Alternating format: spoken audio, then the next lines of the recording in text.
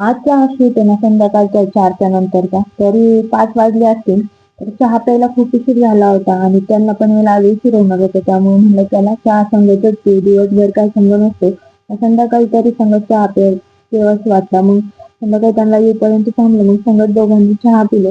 चहा पिऊन बाजूला होत नाही तर संध्याकाळचं काय बनवायचं भाजीला तो प्रश्न सगळ्यांनाच पडतो.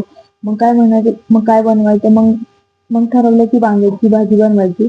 मग वांग्याची भरलेली भाजी बनवायला घेतली आणि ती वांग्याची भाजी बनवायला घेतल्यानंतर मला इतकं भरून यायला लागलं की मला माझ्या आजीचीच आठवण यायला लागली. कारण तिने ही भाजी मला तिने शिकवली होती. काय म्हणते ना, माणूस नसलं तर माणसाच्या आठवणी हा कायमच राहतात आणि तसाच हा प्रकार झाला होता माझ्याबरोबर.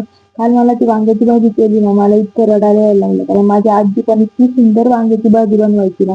तर ही अशी वांग्याची भाजी बनली होती. तिच्यासारखी नाही बनली, पण बनवायचा प्रयत्न केला. आणि दर्शनीचं बघा मला काम मदत करायची चालू होते. आणि मग चला भेटूया नेक्स्ट व्हिडिओला. तोपर्यंत चॅनलला सबस्क्राईब करा. Bye bye.